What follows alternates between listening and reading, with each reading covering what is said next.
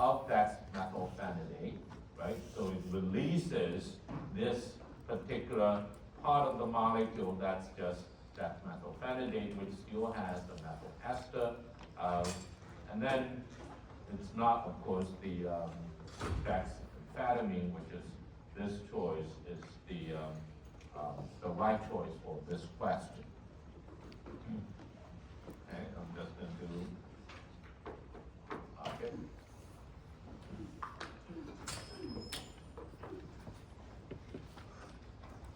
And then, of course, there are other drug molecules. There is a prodrug that actually releases dexamphetamine, right? That's Vyvanse, and that's the lisdexamphetamine. That's also the prodrug activated by an enzyme, but still unidentified in the red blood cells. And then there are also selective norepinephrine reuptake inhibitors, small SNRIs, right? So there are two of those drug molecules that also be used for the treatment of ADHD. So what we're going to be looking at is really antidepressants, drugs that are used to treat mental depression. So mental depression can be viewed as an imbalance between neurotransmitters in the central nervous system and also the number of receptors or sensitivity of those receptors. The neurotransmitters we're talking about are really these three: norepinephrine, dopamine, and serotonin. These are the three neurotransmitters that we are usually concerned about in patients with mental depression. So we either don't have enough of these neurotransmitters in the central nervous system, or their receptors are not as sensitive, or the number of receptors they have in the central nervous system is relatively lower. So what we want to do is to really increase these concentrations of these neurotransmitters in the central nervous system. So, and you also will see, actually, with the drug that are used in the treatment of depression, they are trying to elevate the level of these neurotransmitters. They usually delay the effect in terms of the therapeutic effect, but the biochemical or the pharmacological effect can be immediate after the drug administration. So that means after the drug's administered, the concentration of these neurotransmitters can be elevated, but because the patient's central nervous system, the brain, they can actually deregulate, desensitize, or like reduce the number of receptors. So the effects are not as immediate as you would see in the concentration increase in these neurotransmitters. And this explanation is over here because the receptors can kind of adjust, right, in terms of the sensitivity and also in terms of the numbers of these neurotransmitters. So what kind of treatments that we can use, right? So you can see these are the 4 types of drug molecules we will cover. The first one is monoamine oxidase inhibitors, and this, of course, is the oldest, probably, the drugs that have been used in the market, so have been used for probably around over 70 years. So this is in the 1950s, was first introduced in the 1950s. So monoamine oxidases are introduced in the 1950s, and these are really the drug molecules affect the decomposition, the metabolism of these neurotransmitters, right? 1950s. And then you have the tricyclic antidepressants, or TCAs. This is also introduced in the 1950s, but these are relatively non-selective in terms of reuptake inhibition. So we're talking about reuptake inhibition of all, probably of the 3 neurotransmitters: norepinephrine, dopamine, and serotonin. So these are relatively non-selective reuptake inhibitors. So you're still increasing the concentration of these neurotransmitters in the synapse. okay, you will see some other effects associated with the TCA that relates to its anticholinergic and sedative side effects associated with these drug molecules. So both of these two we will cover today. So these are older drugs in the 1950s. And then, of course, newer drugs, we're talking about more selective reuptake inhibitors, selective serotonin reuptake inhibitors, or SSRIs. So these are introduced in late 1980s. In late 1980s, the SSRIs, right? So SSRIs. So these are more selective just for serotonin reuptake. So that's more probably associated with majority of the depressive symptoms that patients suffer, right? Because depression is also a relatively complex disease, right? Sometimes, maybe most of the patients is due to lower levels of serotonin, but this may not still treat all the patients with depression. That's why the newer drugs, even newer drugs, we're talking about the 2000s, you have the serotonin norepinephrine reuptake inhibitor. These are the capital S NRIs, right? Not the small s we mentioned last time. The capital SNRIs, you are affecting both serotonin and norepinephrine, right? So this is relatively newer, and for probably some of the conditions that cannot be treated by SSRIs, some of the older drugs might still be useful because some of these newer drugs may not prove to be as effective, right? So in those cases, like monoamine oxidase inhibitors, despite its shortcomings, we are still having some of these drugs in the clinic, used in the clinic.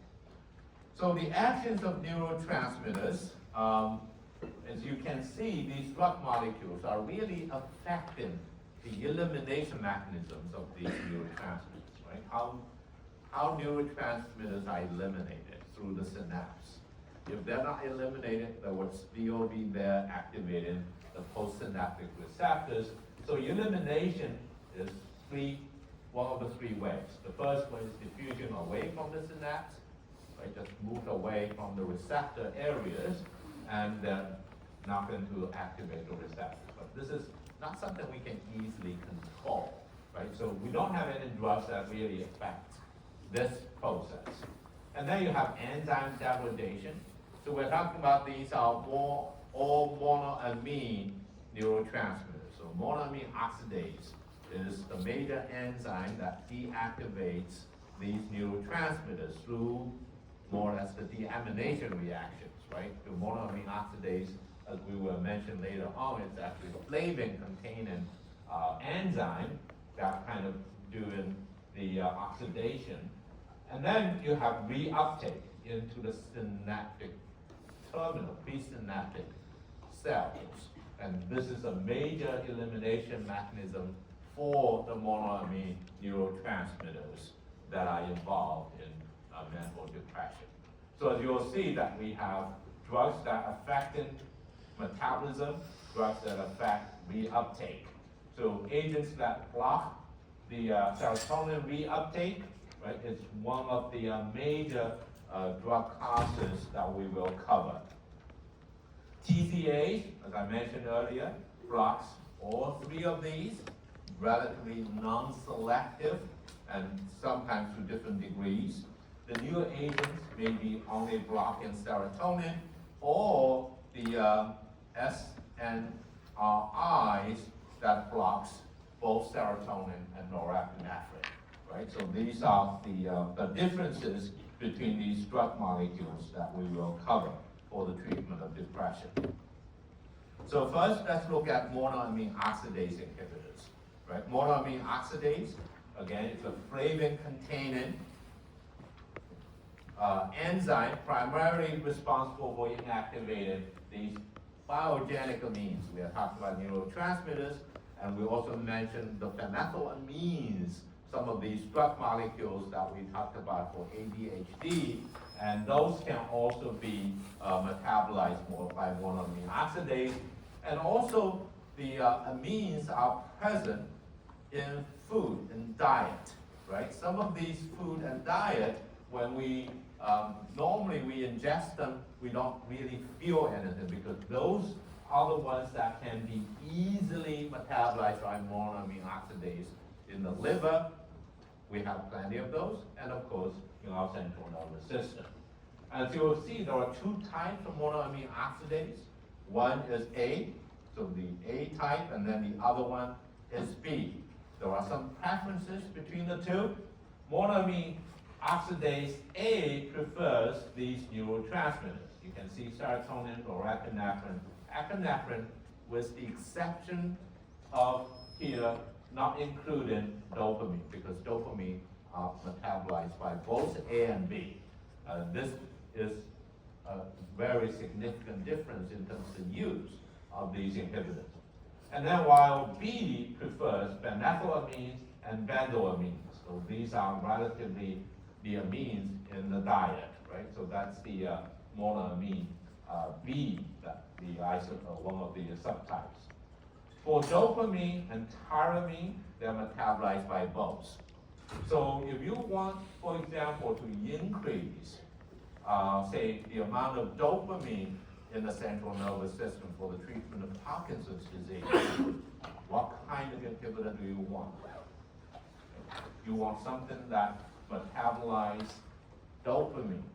So that means either A and B, but because A also affects more of this, you don't want those because that can cause some other side effects. Well, dopamine increases for Parkinson's disease, as you'll see at the bottom here, is for really monoamine B selective inhibitors. Okay, that's what we need. So that's a differentiation between A and B. While the others for example, depression, we are looking at really just non-selective ones, okay?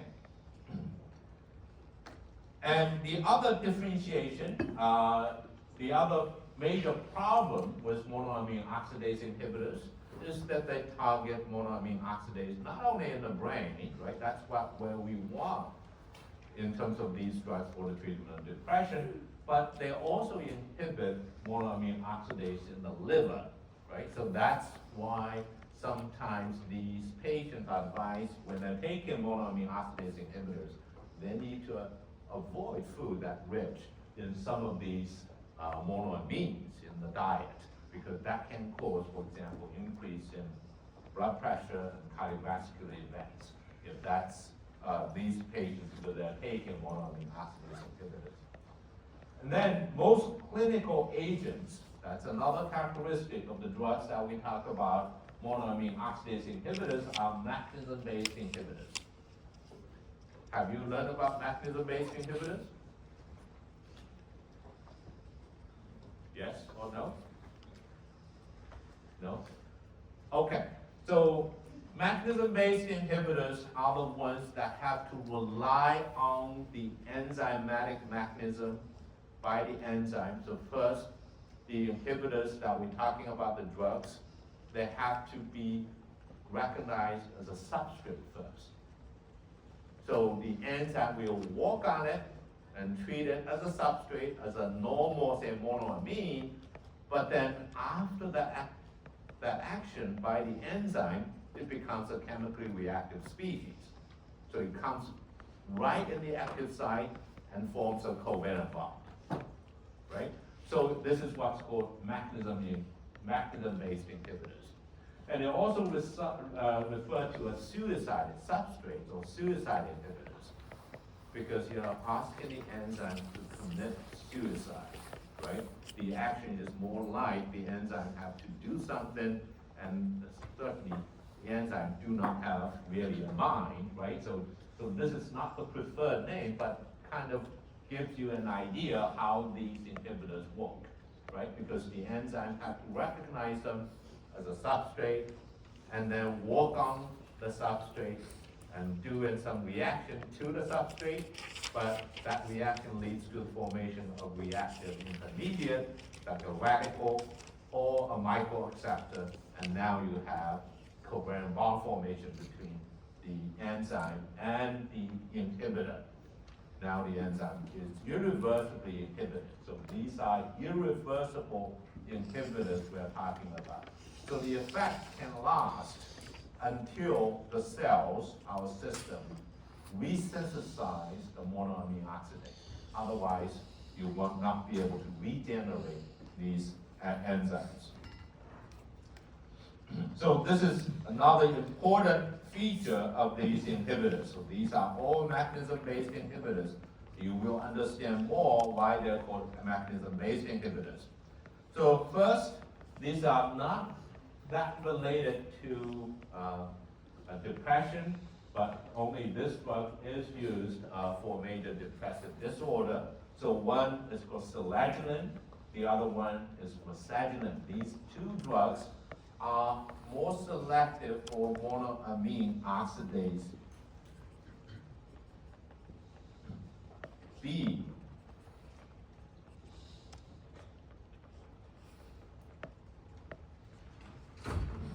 So that means they're going to be used for Parkinson's disease, right? So they're used mainly for Parkinson's disease.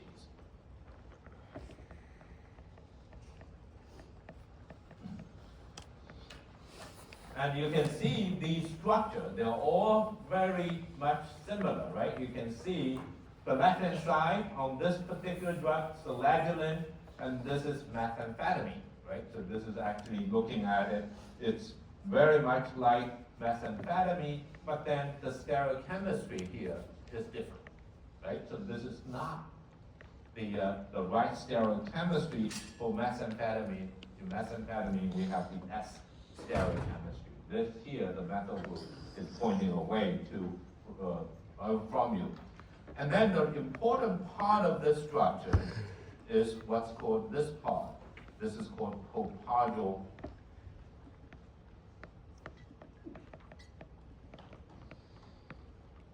propagylamines, right? You have two propagylamines. So the nitrogen is attached to a carbon, and then that carbon is attached to a triple bond. So according to the mechanism of the monoamine oxidase, flavin, right, is an electron transfer kind of cofactor. So what it does is try to take an electron, because you have two electrons on the nitrogen, that's kind of no pair of electrons. One of them is going to be taken away by flavin. Flavin is an aromatic kind of conjugated system. It's kind of like an electron sink. It takes away that electron. Now it's going to be called a radical cation, right? So a radical cation is formed.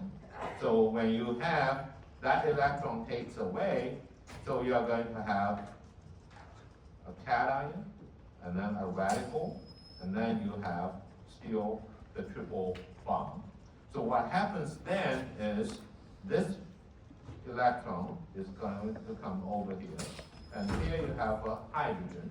So that's going to have another electron goes there, and another electron goes to the hydrogen. So this hydrogen will leave as a hydride radical, H dot. And then you have a double bond formed between the carbon and the nitrogen. So what you are forming, in this case, nitrogen, and then double bond, and then a triple bond. So you have a positive charge on the nitrogen. So this, of course, you're losing a radical. So what do you have over here, right? You have a carbon nitrogen with a nitrogen positive charge, and then you have what's here is alpha, and this is beta. You have a triple bond between alpha carbon and beta carbon. So this is what's called alpha-beta unsaturated carbonyl compound. This is not a carbonyl, but then it's a carbonyl forming a CN double bond, right, in place of the oxygen. So if you do hydrolysis, it's going to be a carbonyl. So this nitrogen here is positively charged, so you would like to have more electrons. So what happens then is some kind of nucleophile, and this happens in the enzyme, and that nucleophile is going to attack the beta carbon, and that goes in and then try to neutralize the charge over here.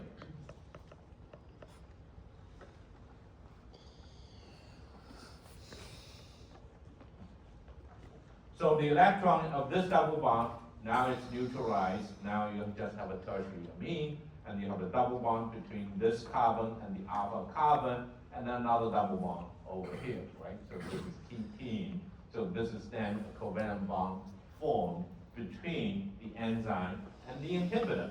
So of course, this part I didn't draw out is the phenyl-related part, that this part of the molecule. So what you have is a covalent bond formation. This is what's called a Michael addition reaction, or called Michael acceptor.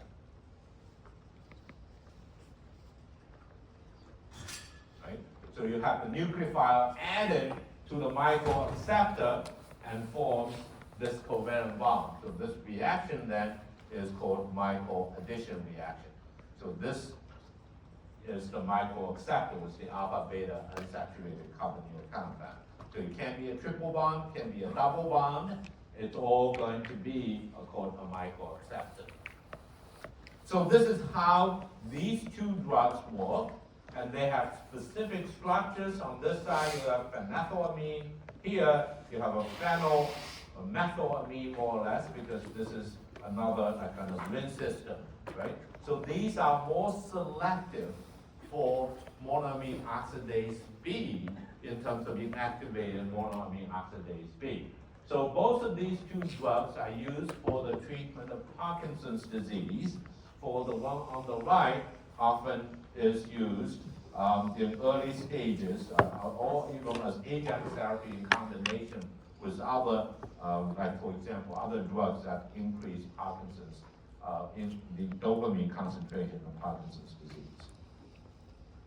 And this is used as an adjunct therapy or in combination with other drugs. And this selaginine is also used for major depressive disorder. So that's kind of one type of depression, major depressive disorder, called MDD. So in addition to Parkinson's. So these are two monoamine B selective inhibitors, right? The selectivity can be more than 10-fold. So that means inhibited, like for example, for this one, the selectivity is 14-fold, targeting more of the monoamine oxidase B instead of monoamine oxidase A.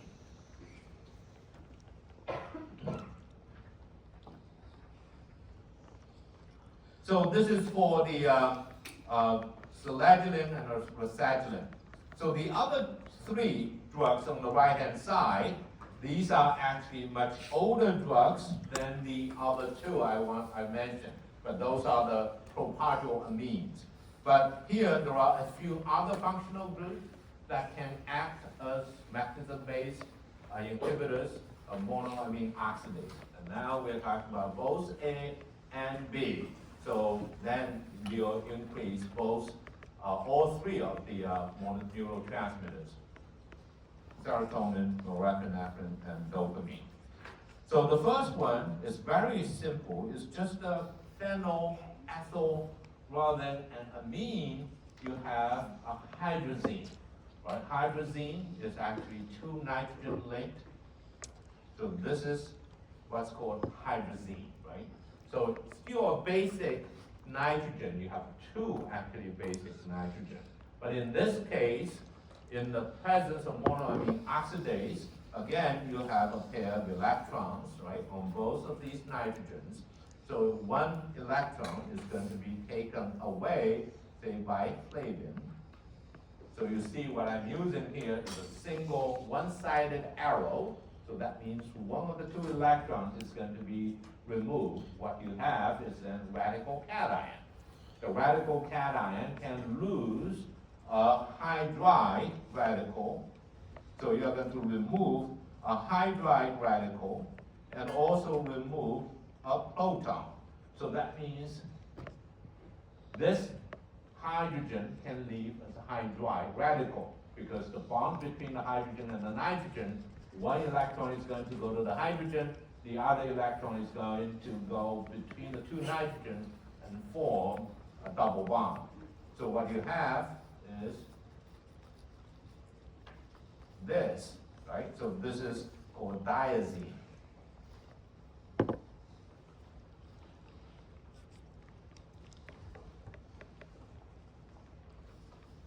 So it's a diazine with two nitrogens with a double bond in between, right? This is after losing the hydride radical here, and then this will form a double bond. Now you have a positive charge on this nitrogen, and then you lose a proton, now it's neutral, right? So this is called diazine.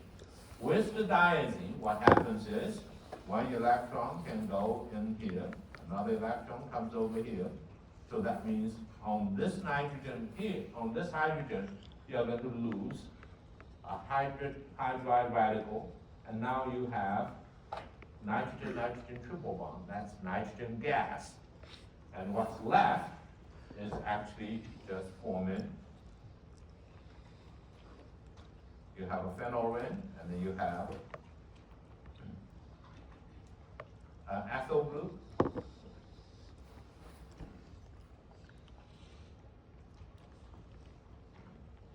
with a dot on this carbon. This is a radical. This is a radical then, as you organic chemistry, you probably know radical species are not stable.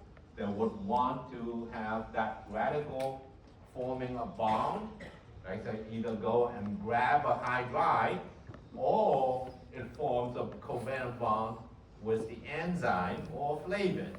Now you have covalent linkage between the enzyme and the flavin. So, and between the enzyme and the inhibitor.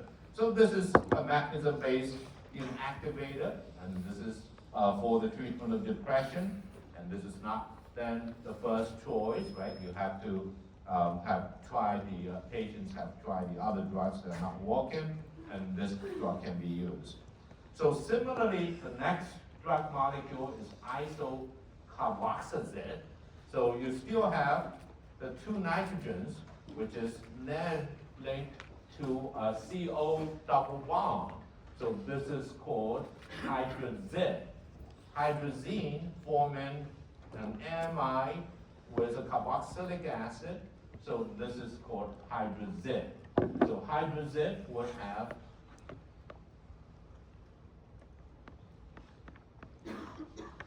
so this is part refers to the hydrazine. So with this, it's similar to the mechanism shown above as compared to phenazine. And this nitrogen, again, the electron can be abstracted by flavin, and then you form a double bond between the two nitrogens after losing the hydride radical and proton, and you're going to have then loss of the nitrogen gas. Now in this case, on both sides, you can form a radical. On this side and also on this side, after breaking the bond between the carbon and the nitrogens, right? So you're going to have a radical on the right-hand side, you have another radical on the left-hand side, and both of these two radicals are going to form covalent bonds with nearby residues, nearby functional groups around the active site. So you're going to have covalent bond formation. Again, this is similar mechanism to phenazine and used to treat depression. Again, not the first choice due to the possibility of this drug, isocarboxazid, have known to have the probability of liver failure and jaundice. So those are the limitations of some of this drug molecule, isocarboxazid. So these are hydrazines and hydrazine. So the next drug molecule is traniocypramine. Traniocypramine, what you have is a three-member ring, right? You have three-member cyclopropyl ring, and then you have, on the other, one side is attached to an amino group, the other side is attached to a phenyl ring. So this is like a phenethylamine or amphetamine. It's more like an amphetamine, but the methyl group on the C-alpha carbon is tied back to the beta carbon to form the three-member ring system, right? So if you look at this, so this is like the methyl on amphetamine, and then tied back to the beta carbon forming the three-member ring system. So this is traniocypramine.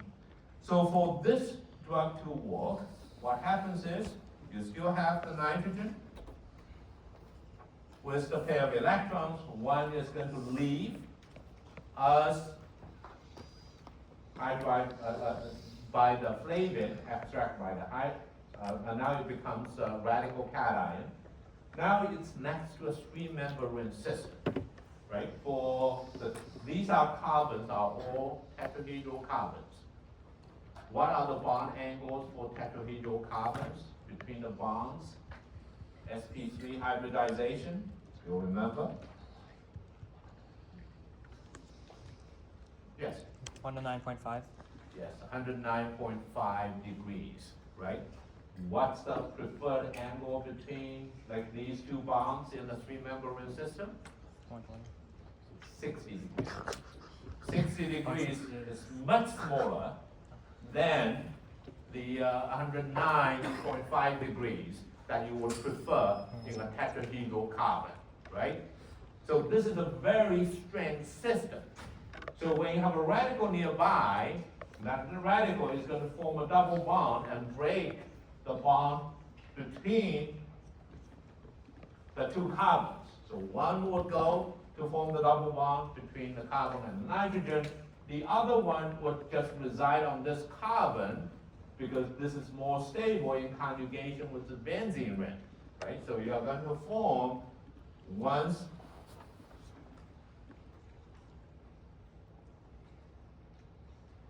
so you're going to have a radical here, and then you have on H2, now you have a positive charge on the nitrogen, right? So this is the reactive species. It's going to be formed after flavin catalyzed the electron abstraction, right? So after electron removed, you're going to form this radical here. Now it can also probably form the radical over here, but that radical is not as stable, because in this case, the radical is next to the benzene ring, you have conjugation, right? So this is the preferred bond that's going to break. Now you have two sites for potential covalent bond formation. So the nucleophile can attack this carbon, and also you can form a carbon, another bond with this radical. So you have two possibilities that forms covalent bond with the enzyme or flavin itself. So this way you would inactivate the monoamine oxidase that catalyze this initial electron abstraction. Right? You have three drugs over on this page. They're not very selective, right? So they are going to inactivate both monoamine oxidase A and monoamine oxidase B. So they are going to act as mechanism-based inhibitors. So this is a drug, traniocypramine, again for patients with depression, and still not the first choice, right? When the other drugs that patients try don't seem to work, and then patients can use this drug that will probably affect all three of these neurotransmitters. So these are monoamine oxidase inhibitors. They're not first choice. They probably all seem to have side effects associated with these drug molecules. So the next type of drug molecules we are going to be talking about are tricyclic antidepressants and related drug molecules. So what are the TCAs? If you look at the TCA structure, you have three ring system. So you have two benzene rings flanking the middle ring, which can have a heteroatom attached to the ring in the middle here. And this end can can be usually, N is usually 2, but can also be 1.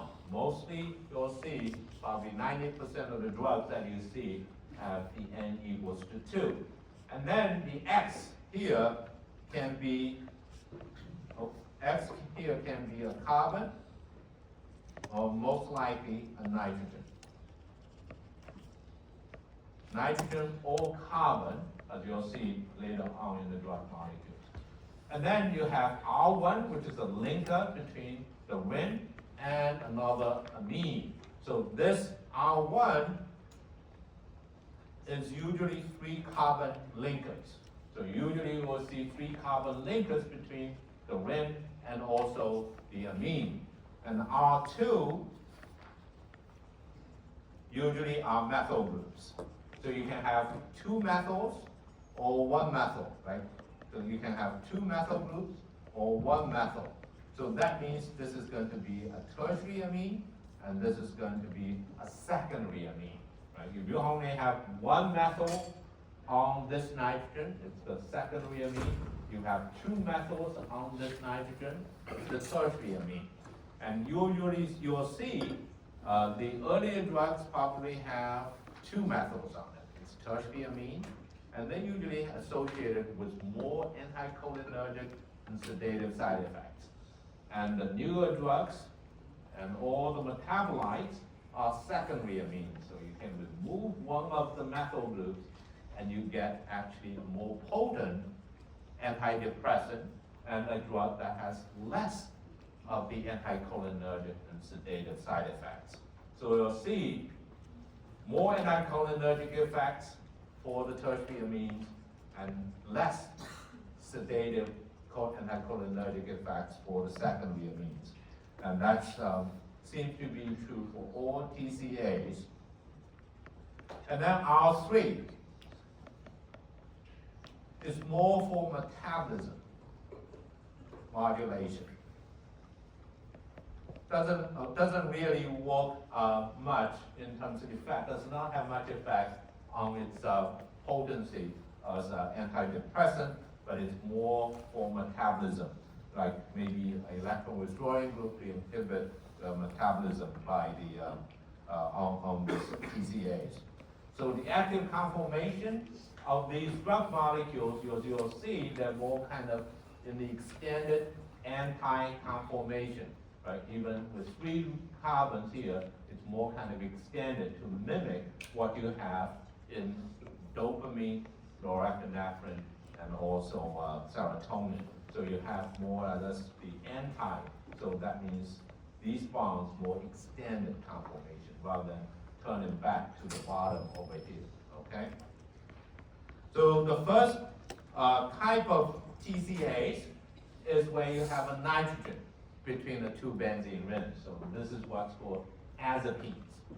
So azapines is the first type, whereas this is what you have referred to as azapines. So it's 5-benzazapine. So when you have the bond the bond connections where it's fused, you have B and F.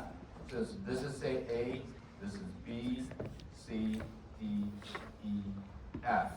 So what you have is really B and F where the 2 benzene rings are fused with the azapine ring system. Dihydro, that means this is 11 and 10, 10 and 11 with no double bond. So in terms of numbering, what you have is say starts from here, 2, 3, 4, nitrogen is 5, 6, 7, 8, 9, and this is 10, and then this is 11, right? So this is how the numbering works, so you can look at the how the abbreviation, how the your IUPAC names are named, how they're named. So you see, between the 2 nitrogens, you have 3 carbon linker. This is almost standard for the TCA, 3 carbon linker, sometimes with a substitution in the middle carbon, as you'll see on the next series of drugs. And then you have a tertiary amine.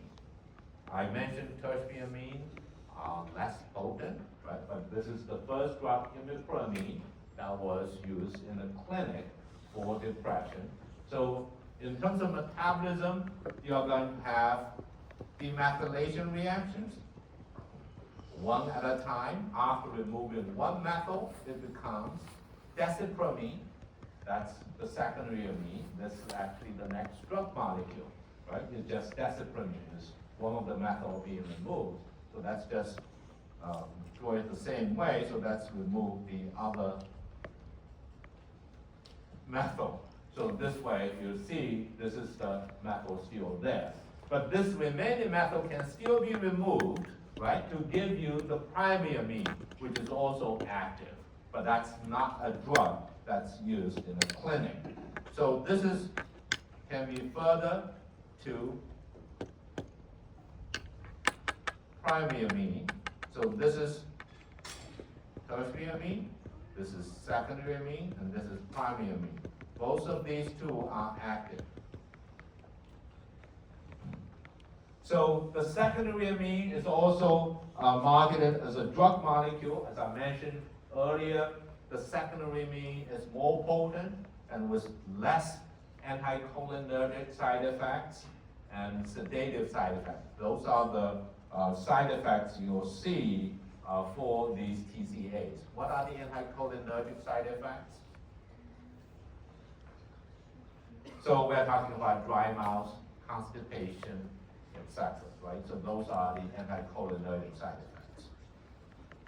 So if you look at the doses used, imipramine, the maximum dose for imipramine is 300 milligrams per day. This is for inpatient. For outpatient, it's 200 mg per day.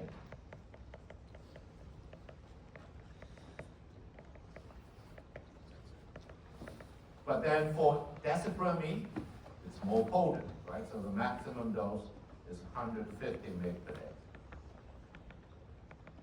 Because imipramine, being the secondary amine, it's more potent. You don't want to overload the patients with the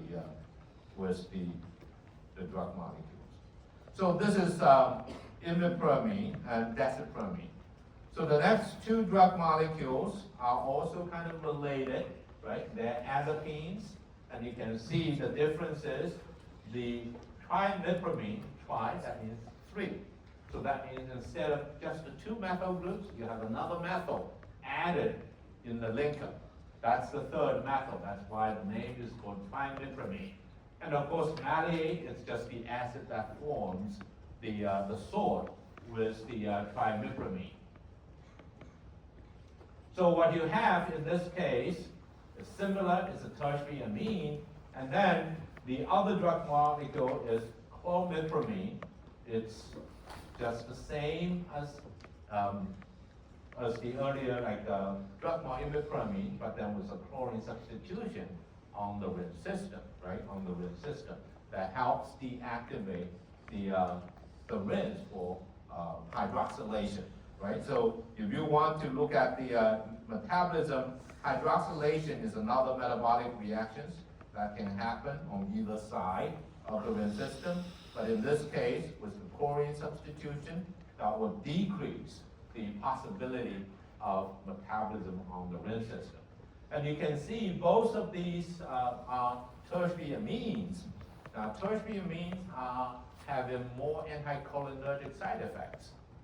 And some of these tertiary amines, and even a couple or maybe another secondary amine, can be used to treat enuresis.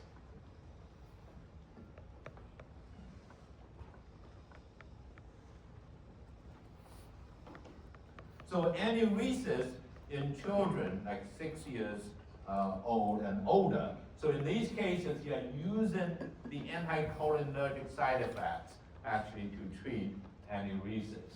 So these are basically bedwetting in these younger children.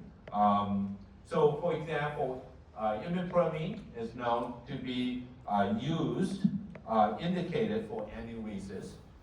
Okay, and then some of these like trimipramine and also later on a drug molecule, amitriptyline and nortriptyline are known to be used for off-label for the treatment of enuresis. So the only one that's indicated for aneurisys is imipramine, right? This is the initial tertiary amine, but the other tertiary amines might still have the similar effect. I just wanted to mention over here.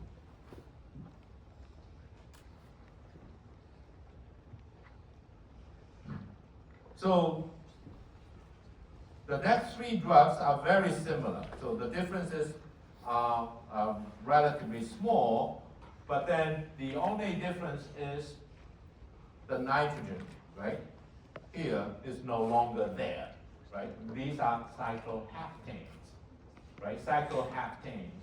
So when you see these three all have carbons.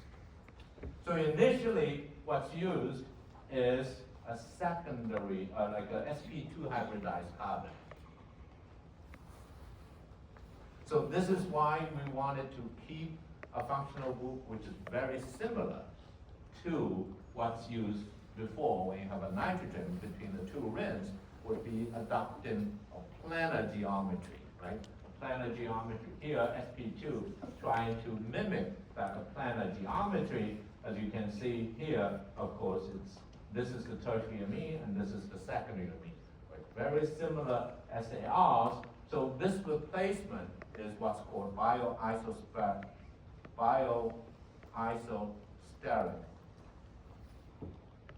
replacement. So this is one of the drug design principles medicinal chemists can use to come up with new drugs by replacing functional groups with similar geometrically kind of a similar shape and size, and you get a new drug that can act about the same way. So in the next semester, we have the drug design course. That's what we are going to be talking about, the various approaches that we can come up with new drug molecules. That's an elective, as I mentioned, probably an announcement to the class. So as you can see later on, you don't have to maintain the sp2 hybridized carbon, right? You now have an sp3 hybridized carbon. So that means the planar geometry is not really required, right? So you can have sp3, but between these nortriptyline and protryptyline, the difference is really, if you look at the molecular weight, it's the same, because it just moved the double bond from the exocyclic to between the two ring systems. So that's the difference between these two drug molecules. So what you have, again, is just tertiary amines with 3 rings, and then you can have nitrogen in the earlier azepines, but now with the cyclohaptanes, you do have the carbon structure, cyclohaptanes. And you have similar structure-activity relationship. Metabolism is also very similar, and you're going to have secondary amines are more potent than the primary amines, and you have amitriptyline and nortriptyline, which is also used off-label in addition to the treatment of depression. Is also used for the aneurisys off-label, though. And then you have protryptyline, which is similar, but then it's only the secondary amine drug is available in the clinic. Okay? So I'm going to stop here. Did I go over? Right? I just did, right? We'll continue the discussion next time.